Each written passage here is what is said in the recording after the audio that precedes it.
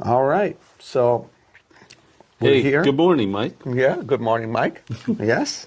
We're here for a reason. I had a number of students ask me, hey, I came in on the program and I don't really know that much about it 30 years ago. So they wanted to know just a little bit of background history of the program and Mike Chrisman, and they wanted to know about where the beginnings, where it all started. So I wanted to go back a little bit further than just the program to find out a little bit about your background history, like where did your dad come from, you know, that sort of thing, like where did you come from, kind of, and can you tell me a little bit about that, you know, that background stuff? Well, sort of a kind of an Ohio story, I guess. Immigrant family from Austria, and as most people in northern Ohio, Austria, Germany, Czech Republic, etc. But in my case, my family was actually Swiss. Most of them were farmers. They immigrated probably because they didn't have anything in Switzerland. Right. And they were farmers and vegetable growers in northern Ohio. When I was growing up, my dad was a blacksmith, had his own shop doing all kinds of work for farmers. And then when I was 14, we bought a farm in eastern Ohio, and I grew up on that farm and left there, a beef and sheep farm, and left there for Ohio State. Wait, where was that? Where was that farm? That was in Eastern Ohio. It would have been Jewett, in Harrison County. Jewett, Ohio. Okay. Yep. Yeah. And went to Ohio State and started here as a freshman. Met quite a few foreign students. Had interest in going abroad. Yeah. And I asked what was available, and they said, well, you can go to India and study. Right. So, what did you, sorry to interrupt. What did you study at Ohio State? I was a major in animal science. Okay. And I finished up in animal science, and that's what I did in India, but that was mostly dairy farming and small ruminant production. I remember you worked here in the sheep barn, right, at Ohio State? Yeah, at OSU. I earned my way through college by working at the sheep barn for 2 years, and I was able to save enough money to pay for my ticket to India. Everybody thought I was crazy because I'd saved $1,200 after paying my fees, and at that time I could have bought a new car. Well, what year would that have been? 1972. Okay. What possessed you to want to go overseas? You said you met some international students, but what really possessed you? Like, you were an oddity. Well, the thing was, growing up, we were Methodists, so you would hear stories from missionaries, and I guess somewhere in that background, in those old brain cells, I thought, well, that I can't be a missionary. I'm a sinner by nature, so I can't do that. So I thought, well, I'm interested in agriculture. Let's see what's out there in the world. Right. And there was Peace Corps back then, but you were more interested in agriculture. Well, I wasn't old enough to join Peace Corps. I didn't have a degree. Oh, okay. You needed a degree and be older. Yeah. 21. Yeah. Okay. So what age were you? 19, 20? I was 20. I turned 21 in India. Okay. And I attended classes there for 8 months. And when I finished my studies there, I guess you could call that my junior year abroad. Right. I traveled by land. Wait, tell me a little bit about India first, because I want to dig into, like, what did you experience? How did you get there? What was the trip like getting there? Well, that kind of thing. Oh, that's just too much detail, you know. All the students, but it was shocking because at that time, the United States was the most developed country in the world, and India was the least developed country in the world. But a lot of them would be interested. Did you get homesick? Like, how did you handle the adjustment to the food? Oh, not really. I wouldn't say I got homesick, but everything was new. I mean, it was the world upside down. Right. And so every moment of every day you were questioning, why did they do that? Why did they why is there no fixed schedule at the university? When the exam schedules are going to be, and things like that. Incredibly different things. I'm asking those questions because everybody here that's listening or watching has going to go through that kind of thing of going overseas into a strange country. How about the food over there? What was that like when you got there? Well, as we say, burn going in and burn going out. So it was one of those. And after 3 months there, I think I could eat virtually anything hot and full of onions and everything else, but today I can't do that. Yes, but that's a good lesson to learn, is that you adapted, you got over you didn't say you had homesickness, so I mean you came out of, what county were you from? Holmes County? No, what county? Harrison County, and you came over here. We talked earlier about Dr. Cotman and how much support he gave you and your family gave you. Can you tell a little bit about that and how that helped you and get your funding? Well, the Ag College had a development program in Brazil and also India, and I chose to go to India. And 2 undergraduates were able to travel to either Brazil or India each year. Wow. I chose India because I didn't want to take another year of paying fees out of my own pocket to learn Portuguese. Yeah. So I guess you could call it the default. Okay. And then the classes in India were super interesting. Actually, they followed exactly the coursework here at Ohio State. So they had more or less photocopied the classes, the structure, and the information that was presented. You didn't need to learn Indian. You were taught the classes in English because they all spoke English in college over there. The professors all spoke English. Yes. Yeah. Mm-hmm. So I'm relating this to our interns now. So you really did what we're asking them to do, to come into this country, to come away from their family, come away from everybody. How was your communication with your family back home? You were there for a year. Were you able to write a letter or what? Yeah, they wrote me weekly, and I wrote back. Yes, it went all by airmail. Never actually telephoned home. Never, not once, because that was super expensive. You didn't have WhatsApp. You didn't have iPhones. You had nothing. You were lucky to find a phone anywhere. Oh, no phones. Yeah. And at that time in India, there was virtually no television, and. So once I was there, I was there. So I did my 8 months there and came out with super good grades. I got super serious there. You were really focused on your studies. Right. Yeah. And then I made friends with some Iranian students, and they were traveling back home to Iran, so I traveled with them. So I traveled north out of India across Pakistan, Afghanistan, and into Iran, and stayed in Tehran a couple of weeks. Excuse me. And then moved on to Turkey. Bless you, Mike. Thank you. Sorry. And then traveled on back to the States. And I think I had $30 left in my pocket, and that was enough for a bus ticket to Columbus. From New York City. From New York City. Excuse me, sorry. I got to go back up here. You went through Iran. What was your observations of Iran back then? Beautiful country, beautiful people. The Shah of Iran was in charge, and I would probably say things were better in 1972 than they are today.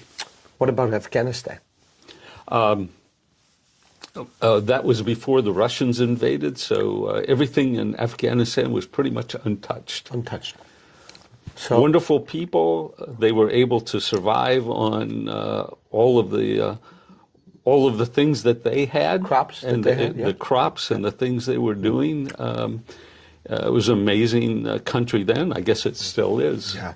So, but one thing I noticed on that trip, and all the people I met and all the places I went to visit,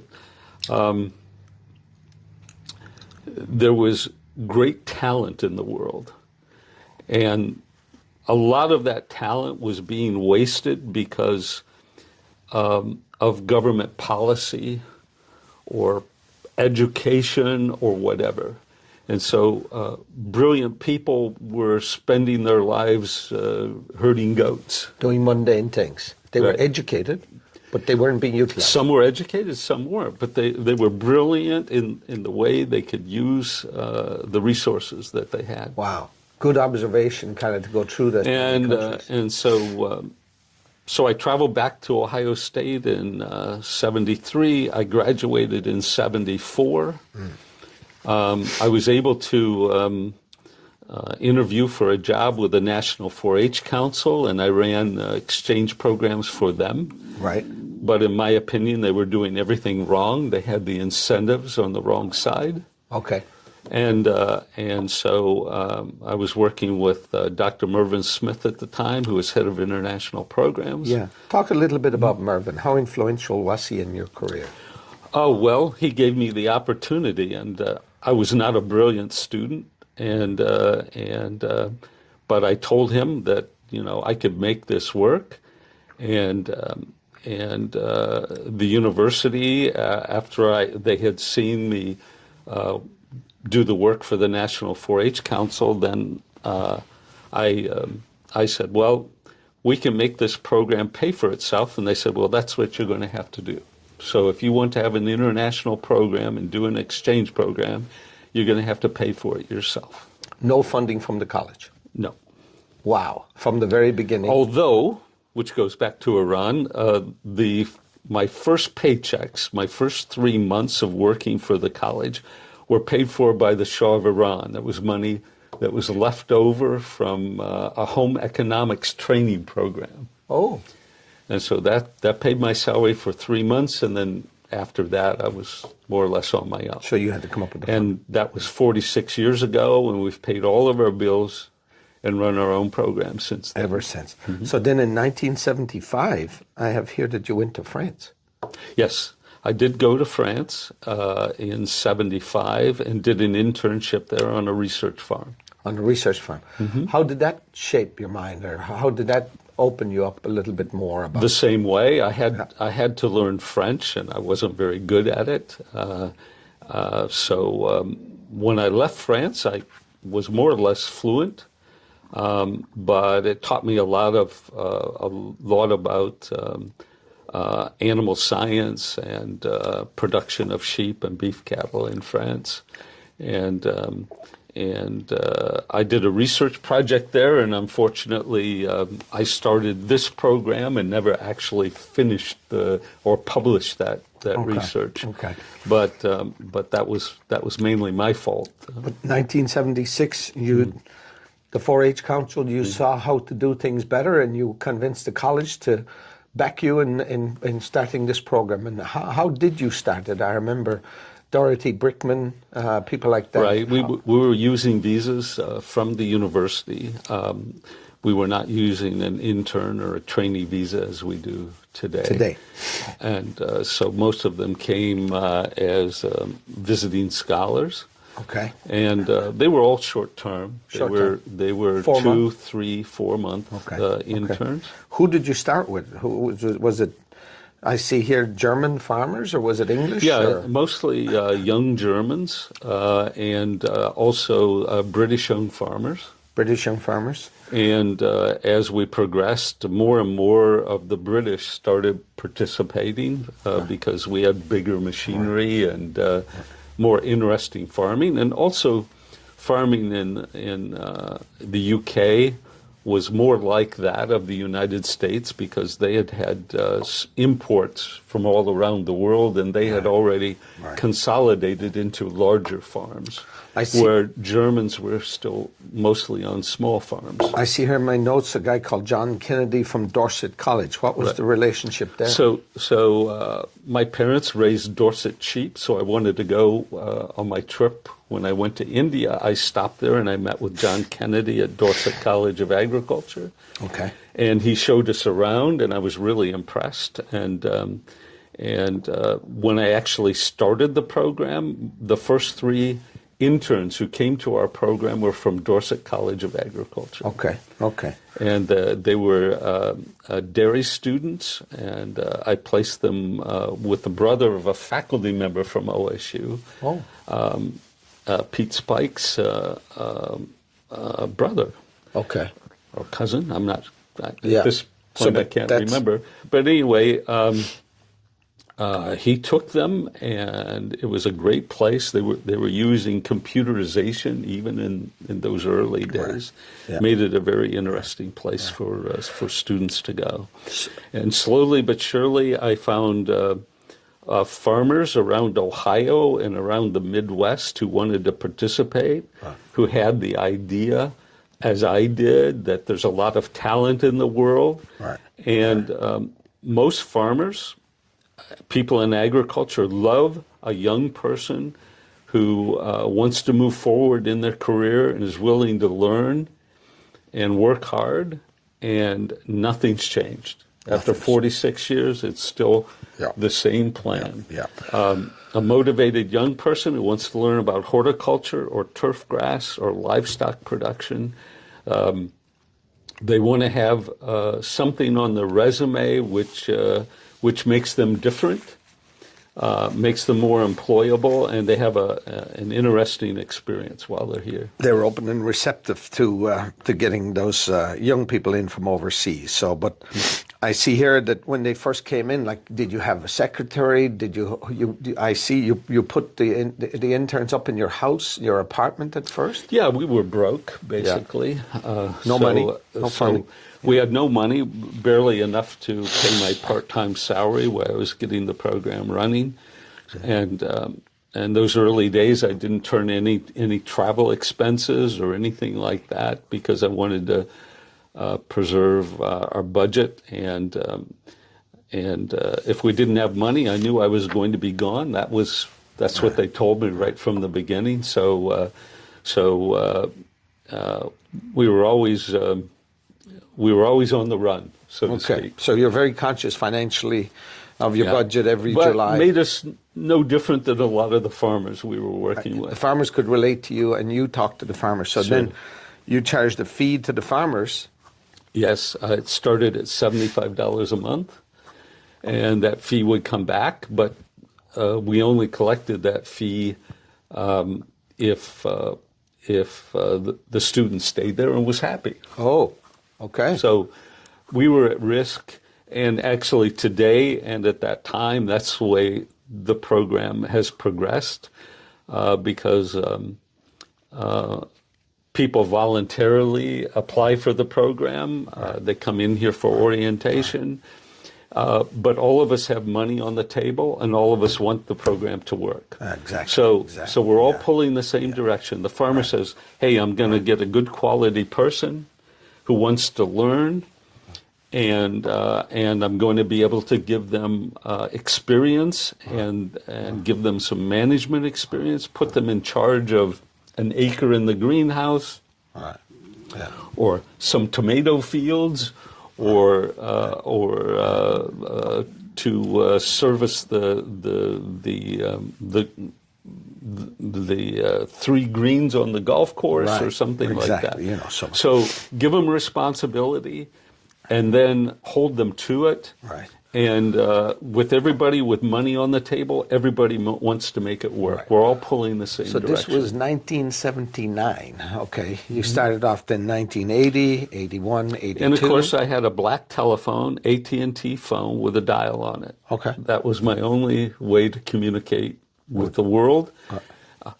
But early in 1981, I got a telex machine. Whoa. And so we could communicate with the world with a telex machine. With Germany, with I remember France. It was $100, and then they raised it to $125 a month. Whoa. And we were the only office on campus to have one. Oh. So anytime there was a wire coming to OSU, it came right through my office. Oh, okay. So it came into your office, and that was how you communicate with people in Germany or France or whatever. Exactly. So all right. So and then through the U.S. mail, they would send the paper applications. But So now all of that is electronic, so we've made great progress. Right. So I have notes here about classes. Students then came 1981, 82, 83, 84. What sort of numbers were you talking? 20, 30 young No, people? up to we started 20, 30, 40, and then we got up to 100. And then we decided in the early 80s that we would try to put them into class. Okay. And so the university dean at the time, Roy Kottman, thought that was a good idea. Later, other deans thought it was not a good idea, but at that time, we started placing people in the classroom. And how beneficial was that? For them, it was great. For many of them, they went on for higher degrees, not just here at Ohio State, but at other universities. And our success rate was very high, and of course they. At this time, I've lost touch with them, but they will never forget their time at OSU in the classes. And then you decided to start bringing people in to help in the office. Yes. Who would have been your first? That would have been Mark Danker, a young guy from Devon in the UK, I learned early on if you wanted to be successful, you had to hire your customer. And so today our office is full of ex-customers, including you, Mike, who came on the program and liked it, got the, you were bitten by the idea of transferring this idea to young people. Yeah. And the mentoring and all of that, it helps the world and connects us around the globe with a program which serves the public, serves our farmers here in the United States, and serves the university by connecting the university to other universities around the world, and to do it at virtually zero cost to any university who participates with us. I see it with the people you've hired in the office. I mean, they can relate to the customer who's the intern. Ultimately, they're our ultimate customer, and they've lived their lives. They've felt the homesickness. They've felt the whole, experience, and can be very helpful to the intern coming into the country. So the classes were a good success. Yeah, because in the office now, I'm the only one who's actually born here, so I don't know what it's like to arrive with a suitcase in Columbus, Ohio, and make a life. But all of you actually know how to do that. I don't know how to do that. You knew what it was like to go to India and be and cut off from the world. I have names on here like Peg McMahon, Claudio Passan, Pablo Jordans, Dr. Stephen Still. Yeah. What impact? All professors here at Ohio State who loved the program and were quite supportive. And many of them would say that in the faculty meetings when, because our participants aren't on campus, so we're kind of invisible on campus. Right. And a part of the reason of bringing students to campus and putting them in the classroom is so that we could be more visible. Right. Yeah. But we're unable to do that now. But of course, at this point, we've matured enough. And we have the resources. So any student who finishes our program today has the opportunity at 2 scholarships, which are funded by the program, to come back and get a master's degree. Right. And the selection process is done by faculty, not by our office, but still it's investing back in these young people who have great experience and great ability, and now some of them are here on our faculty, and now some of them are in our labs and in our research farms. Talk about helping our university and new blood with new ideas. Yeah. Talk about the impact. Like I talked to the students, the past interns down in Florida, some of them who stayed here, and they talk about how much it changed their lives. And I asked Victor to pull up some numbers for us here. Yeah. Just since 2016, we're looking at almost 3,000 students. Right. Do you ever think about the impact the program's had on those 3,000? That's not an accurate number. I think about that every day. I see it every day. I get emails every day that tell me I made an impact. Right. And of course, you see it more in the golf business, the turfgrass business. Young people, they were back home on a golf course in Australia with 3 employees, and they come here and you put them in a top 100 course, and they go back home and they get a job at Royal Melbourne or someplace, right? Exactly. And so they're just moving their career ahead 3 notches by coming on the program. And that's true of a British young farmer who comes out here and works with an American farmer. It's true in our nursery business and our greenhouse business here in the state and around the country, botanical gardens.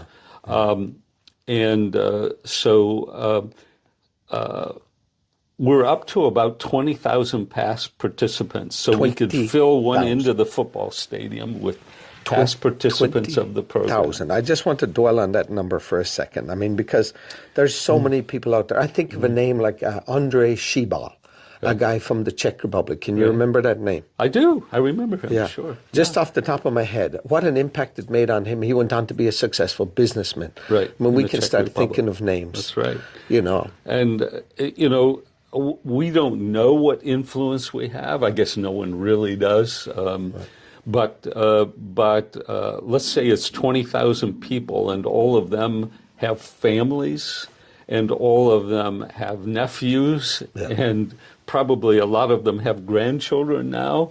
And they've got their photo album or they've got their phone, and they say, look, this is what I did. Remember that day? Or it could be something... it's a memory. Some memory they have. They see on TV and they turn to their grandson and say, gee, I was there once. It looks the same, or I experienced that. I look at these numbers here: Europe, Central America, South America, Africa, Asia, Oceania, North America, the Caribbean. I mean, all of the numbers. It's a global program. I mean, and what it is, So, but you and really, most of those people come to our program because they knew someone else who did the program. Right. It's word of mouth. Or they went to a university in Brazil or in Chile or Peru or in Germany, and somebody said, hey, I did that program and that made a difference in my career. Yeah. And so somehow or other, we get 400 to 500 young people a year through our recruitment, by going to trade shows abroad, by going to visit universities, giving presentations. Ex-professors from OSU, like Claudio Passan, retired back to Argentina, and he recruits for us. And he's had our interns in the classroom. He's seen them. Actually, his first graduate student when he came to OSU was a young German fellow. And so that was his first successful graduate student. Okay. So he knows the program pretty much inside and out. And our job is matchmaking. So we take a resume of a young person and we look at it and we say, oh, that person will work out great. Okay? And it could be that their hobbies are NASCAR, or playing the piano, or they say, oh, I'm very interested in horse production or something, and you try to match that to the host. And in your case, you came over from Ireland, and you'd gone to a college of horticulture, a 2-year program, and I got a call from a host. He says, I need somebody to grow tomatoes. And I said, well, I've got this young man from Ireland. He's come through the British Young Farmers, and he says he knows about veg. He knows about vegetable growing. Right. Right. So I bring you over there and place you down there, and they gave you super responsibilities because they'd never grown tomatoes. Yeah.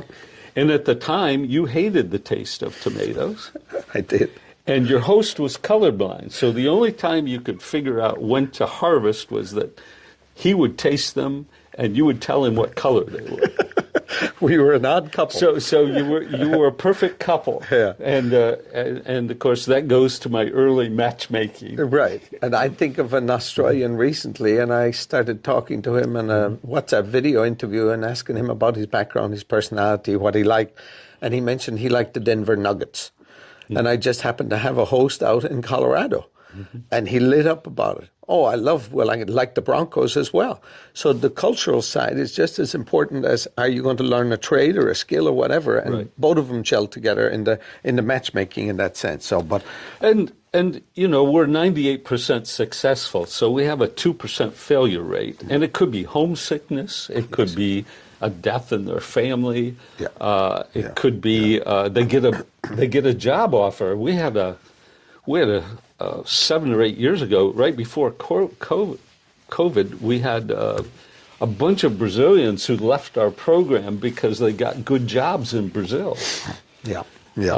With chemical, fertilizer companies, trading companies.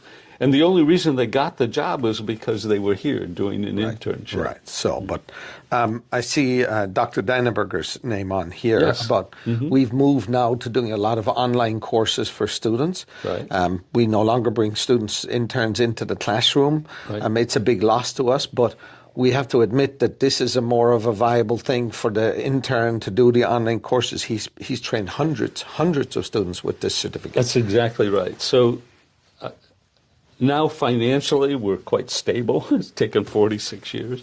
But anyway, we're quite stable now. And so now we're looking to not only give them on-the-job training, but to give them classwork to do while they're here. Right. And in horticulture, we help them pay for online classes with the University of Florida. We're looking into other universities, but we would like every one of our participants on the program to leave with an Ohio State certificate, with a letter of recommendation from an American employer. Yep. And a certificate for online courses that they took. Okay. And I think any employer who would look at that, maybe they have a degree or a 2-year associate's degree in Australia, and they see this person being 21, 22, and they have certificates and letters of recommendation, right away the employer's interested. Yep. And more. I can't tell you the number of people who tell me they went in for the interview and they sit down and they say, well, I see you went to college here, but what did you do in the States? And they'll sit there and talk for 40 minutes and they get hired. They get hired. Yeah. Because it's so new and fresh. And every day they woke up in the United States, their life was a little different than it was back home. And they have a lot to talk about. And they go in there thinking, oh, he wants to know why I got a B in soil science. No. The employer wants to know, how'd you get this idea? Why did you want to go? What did you hope to do with that experience? You stepped out of your comfort zone, and I relate to one story of a young man called Dan Bingle, a young sports turf guy. He told me the story that he went for an interview at a sports complex north of London, and the guy behind the desk was very officious, and he said to him, "So you worked at Ohio State, did you?" And he goes, "Yes." And he goes, "Well, are you a Buckeye?" And he goes, "Oh, yes, sir. I love the Buckeyes." And he goes, "Oh, really?" He said, "So what did you do and where were you and what did you?" And he goes, "Yeah." And he goes, So you're really serious?" And he reached into his pocket and he pulled out a Buckeye. And the guy looked at him. He goes, "Whoa, you really are a Buckeye." And he goes, "That's very interesting." And he reached down and he opened the drawer and he goes, "Well, I am too." his interviewer was an actual former student from Ohio State, and then got the job.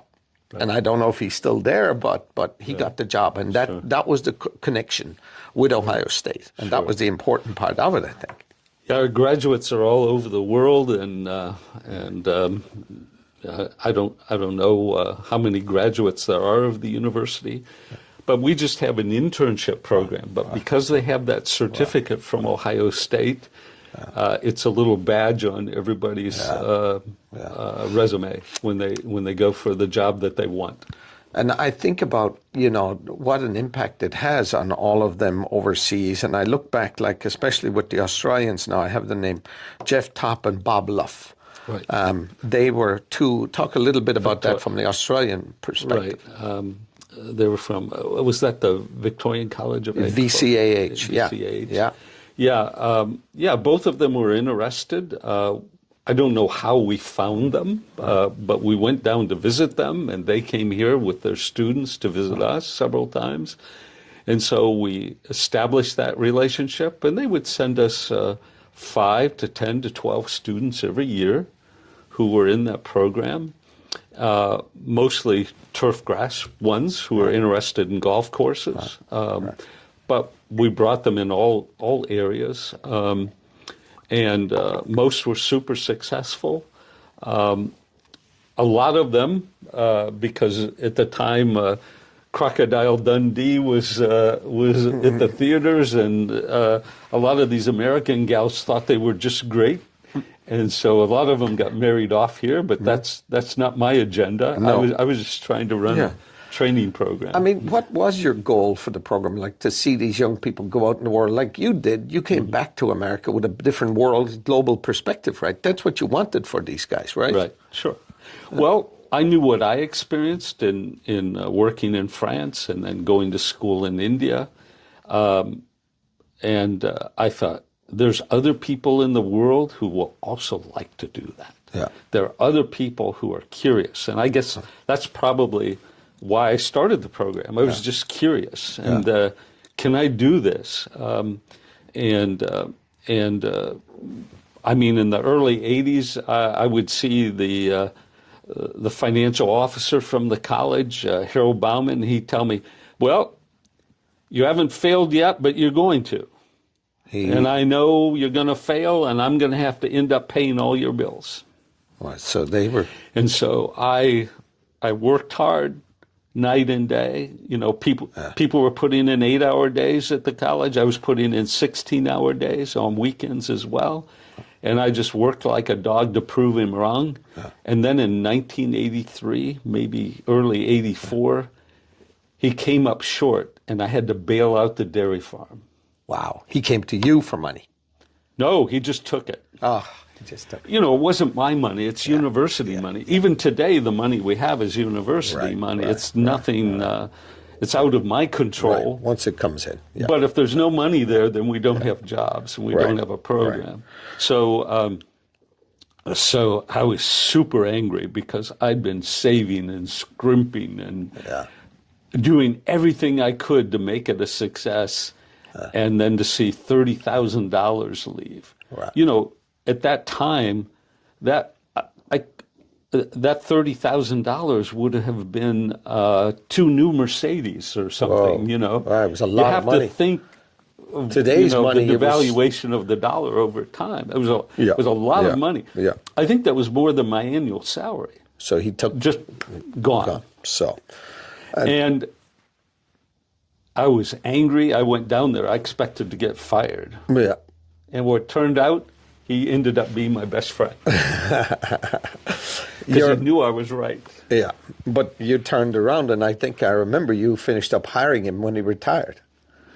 No, we had an extra office space, and we invited him into our office to work. By then, he was my best buddy. Right. That's a good lesson for people to learn. That drive, that determination get you to prove these people wrong in the end of the day, and the program was successful. And then talk about the small office you were in. When I first came in, you had a very ugly colored orange walls. The air conditioning didn't work. The printers didn't work. Talk about that and the move we made. I mean, that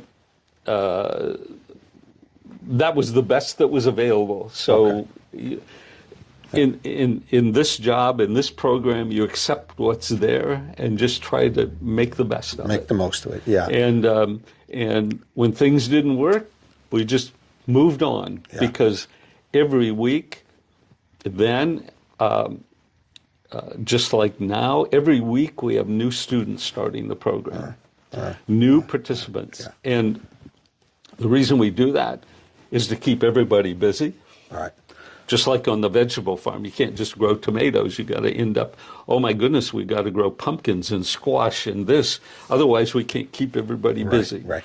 Talk about the move from the office in Agidmin on Fife Road over to Ackerman Road. What did that do, or how did that come about? Well, the program grew. We had no place to put our staff, and I kept asking them to move, and we need new space, we need bigger space. And finally, the chief financial officer at the time said, we're never going to give you more space because you're not research and you're not teaching. Right. And I said, okay, how about we rent? Well, that'd be fine. So I worked with OSU Properties. There's an office for that here at the university, and we moved. And my good friend Harold Bauman, who thought I would never succeed, was the person who said, Mike, here's what you do. Just leave, and no one will say anything. Nobody as long wants as you to have fight. the money to pay the rent. Yeah. You got to have the money to pay the rent. And I went, no, that's not possible. Yeah. And he says, do it, see what happens. Yeah. So it was nice to have a friend like that. And we did it. Yeah. And we paid our rent. And we're still paying our rent 46 years later. But I have to give it to the university. Ohio State University is a great place, great people. And if you have an idea and you can fund it, they'll keep you. Right. They may not always like what you do, but they see some value in it. They see the progression and the connections that are made through the program, and because there's no cost to the taxpayer or the government, then there's no reason the program can't continue and exist. That's important to point out, that there's no real cost. Right. I mean, to the well, college. sure, we charge a fee to the student. We charge them insurance. But when you consider fees at a university or fees for international programs, our fees are probably the lowest in the world. Yeah. Nonprofit. And we're not allowed to make a profit because it's the university. Right. And so what we try to do, if we have any excess money, we try to invest it back into the interns. Right. We try to offer more service. So during the program, we try to go out across the country in 40 different states and visit every host. Right. Visit every student if we can. Yeah. And meet them at the workplace. And there's two reasons for that. It shows that we're interested. That, number two, the host can talk to us what's right, what's wrong with the program. The student can tell us what's right, what's wrong with the program. And we find out what they're being paid, take pictures of their housing. Does the farm furnish a car? What type of car is it? That kind of thing. And so we get a feel on the ground what our customers want and what they need. Right. And right now we're kind of concentrating more on the educational side. When the end of the day, when they stop work, gee, can we get them into an online course? Can we get them to earn another certificate? Right. And a part of that is Syngenta, who sponsors us in horticulture and in turfgrass, helping us with the money to take them to trade shows, to take them and pay their fees for educational programming. Right. Right. Yeah. And then they get to meet the people in the industry.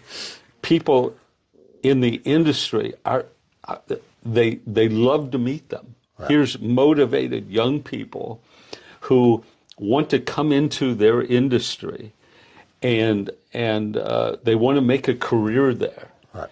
And I don't care if it's engineering or horticulture or turf grass or soybean farming. If a farmer sees a young person who has an interest, they're going to take an interest in them, and they're going to spend their time to teach them all that they know. Well, and like you talk about Syngenta, they talk about investing in their future and helping them become educated buyers. The more seminars we put in front of them, the more networking we get them, the better product they are going out into the workforce. And we just had one in Florida with 40 kids. We helped fund all of there was 210 seminars they attended while they were down there. Right. And they're coming out much better. I see them asking me about robotics now.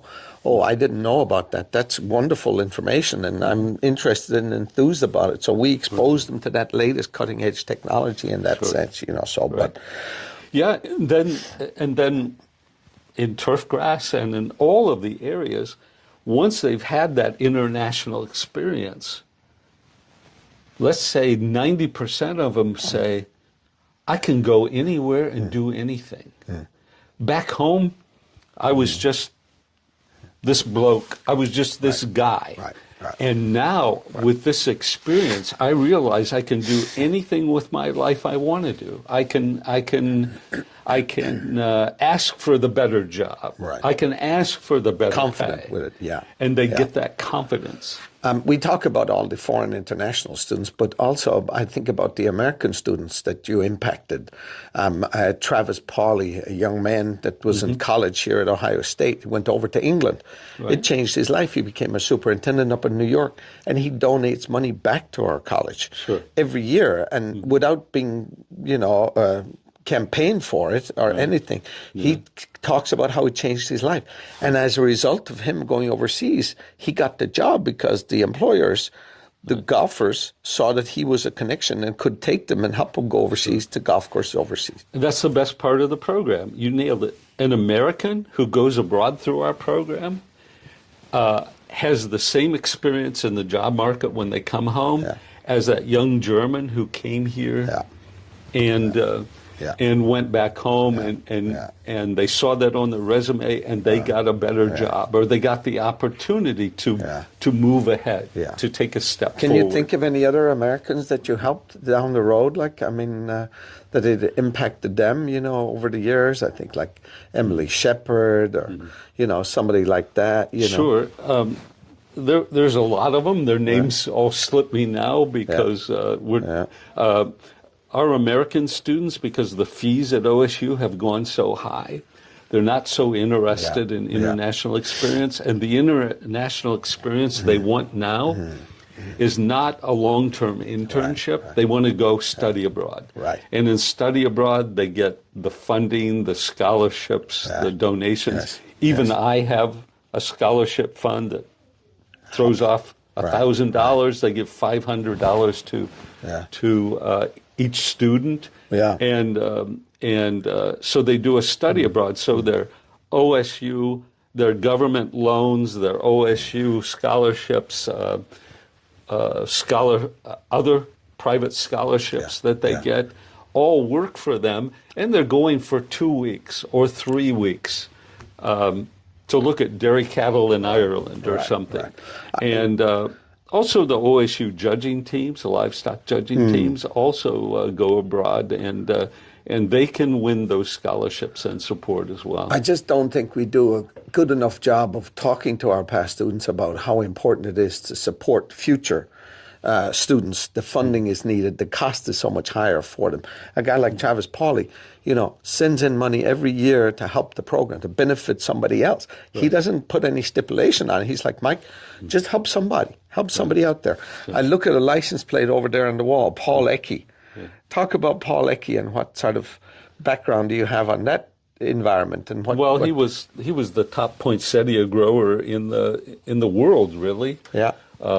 Breeding new poinsettias and marketing them around the world. And when I started the program, he was one of our first hosts because he was connected internationally, and he had growers. And for each poinsettia that was grown in the world, he was getting back 2 cents in royalties. Wow. And he was a big supporter of the program because he was actually taking the sons and daughters of growers all over the world and bringing them through our program into his 10-week training program to show them the mothership where all these poinsettias were coming from and the genetics that are behind them. And so he became Mr. Poinsettia. He was on news programs talking about it. And he was a big supporter of the program because he realized that his economic viability of running his nursery in California depended on what we were doing at Ohio State. He made a big difference, and his license plate said OSU 49. He graduated from OSU in 1949. You know, so talk about somebody else on a different field, Jim Dybert. Yeah. What do you think about Jim Dybert and what he became? Well, Jim Dybert hosted interns from the program for probably 30 years. I'm not sure. And he operated combine operation, custom cutter. And he, as he often says, you know, he started out as a custom cutter, and then he became a teacher. And so he wasn't driving the combines and the trucks himself, so he had to teach everybody. And again, when he had a young person who was interested and was serious, he would spend any hour of any day, night and day, to teach them all that he knew, because he knew he was going to get that back the next day on the job. Right. And the impact he made on all those countries. I remember seeing all the flags up in his office out in Colby, Kansas. He's retired now, but he definitely changed a lot of people's lives thanks to the program. I mean, he really depended on us. Well, John told me he had a reception in the UK and 70 people showed up. Wow. Right? So, and of course, that means each person we brought, as I said earlier, had a son, had a daughter, had a wife who say, "Oh, we're connected with Ohio State. We're connected with this exchange," and people love to get together and talk about their experience. Right. And if you're watching this and you're out there and you have a son or a daughter or a friend or a neighbor that wants to do this program, we're always looking. I think a big thing is, I've noticed you've always stayed humble. You've always stayed accessible about the program in that sense. And that's what I keep saying is we need more interns every single year. When they praise us, I turn around and say, okay, help us out. Let's do that. Go find one or two of your buddies who want to come on the program. And that's the way the program has grown. And of course, you're showing me these statistics from 2016. Remember, we had COVID in there. Almost 2 years of close down. The embassies were closed. The interns we had here couldn't go home.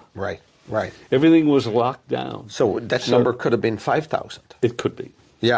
So, but that's the impact just from a snapshot from, that's only 2016. We had all through 2008, 2010, 2015. So the numbers, you're up around 20,000 people impacted by the program. That's a lot of people. And that's American students going abroad and international interns coming this way. So. And nothing changed in those 46 years. The persons who came to me in 1979 and 1980 wanted the same experience as the people who come to us today. What do you see for the future? Like, it's difficult right now. I mean, do you see more challenges? Do you see us struggling to get more students down the road? It comes in waves. When you upset the apple cart like Mr. Trump does, it makes people say, well, I don't want to go there. I don't want to do that.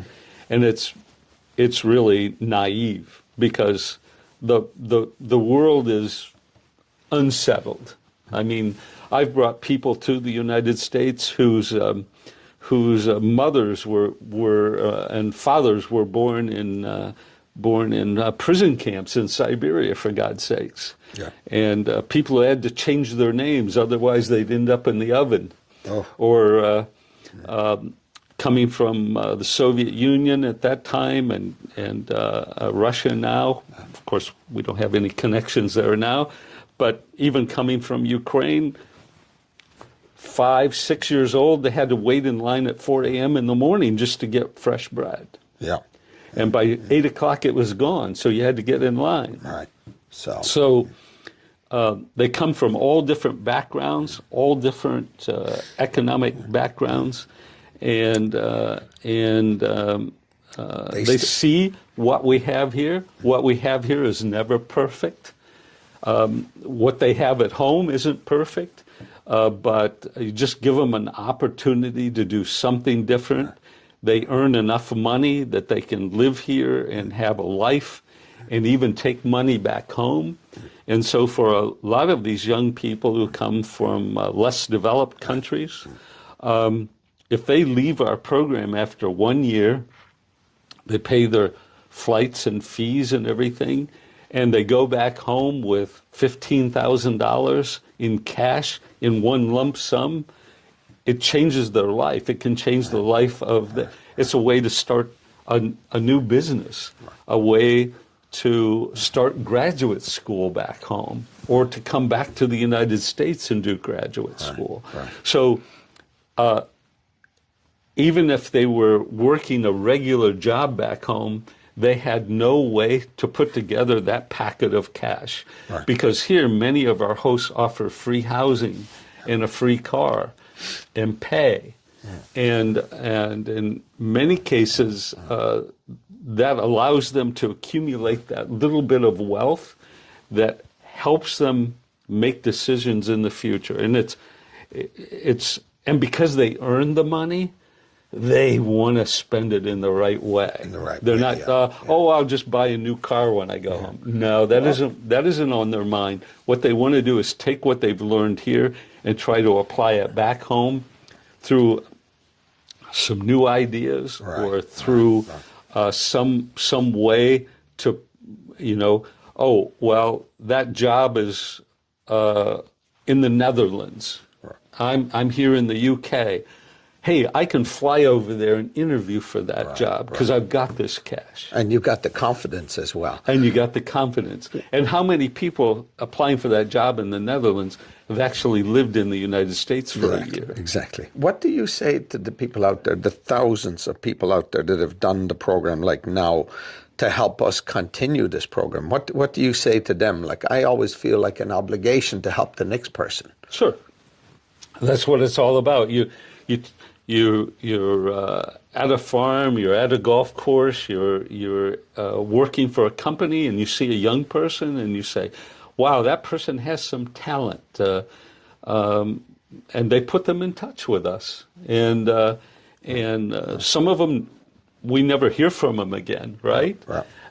And then some we hear from every year, or we see them at the Turfgrass Conference, or we see them at the trade show at Cultivate. They come up to us. The biggest show, or the Llama show, the equipment show in the UK. Yeah. So we're out there. We recruit on campuses, and we do the best we can with the resources we have, and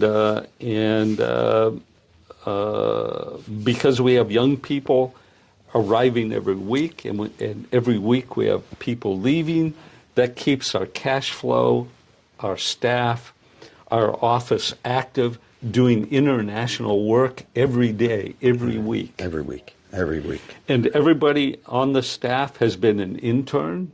They all know what it's like to arrive with a suitcase. So all of us answer questions, communicate with interns on the weekends, at night. We're in touch with everybody. We want them to succeed. If they don't succeed and they go home, we've lost cash and we've lost reputation. Right. We have to have our reputation goes with each one of those interns. As I always say, we're only as good as the last intern. Right. And it's nice to have hosts who say, well, for 3 years, I had the greatest young person I'd ever met in my life. And this year, she or he is just mediocre. Yeah. And I just say, hey, it's just like your kids, right? There's one who's bright and becomes a medical doctor or something, and the other one who barely got through high school. Yeah. And so we interview them, we make sure they're interested, that they're motivated, but what they actually do on the job, we can't screen for that. Yeah. Well, it's been a great experience, and I really hope we can keep this thing going. But I think when I look at these numbers, we're all too busy doing our day-to-day job. We never tend to look back and look at the numbers. I mean, we're talking with this, just that snapshot, 3,000. Right. And we're talking about 20,000 total out there, somewhere around the world. And we hope this will a little bit informative for you and a little bit of background history on the program itself. And And I think a good example was our last Cultivate show, which was financed through Syngenta for education. And we brought 42 interns together from 24 countries here in Columbus, Ohio, at the horticulture show. They had classes. They met people from companies from all around the world. They all got along together. We had a visiting professor from the Punjab in India, and he couldn't believe that 24 nationalities were having fun, being educated, getting on the bus, looking out for each other to make sure that they attended, that everybody went bowling, everybody in the evenings were active and doing things, going to salsa dancing. He couldn't believe that 24 nationalities, all with an interest in horticulture, have so much in common. Yep. The impact was amazing. And he was shocked. How could that happen? Yeah. How could that happen? I said, gee, we see that every day, and we just don't think it's... We don't recognize it. It took somebody from the outside to say, wow, this is special. Yeah. Well, sorry we rambled on too long maybe, but it's interesting to get this nugget. Let's try to do this again and focus maybe on something else that people want us to talk about. But okay. Thanks, Mike. Appreciate your time on this. Sure.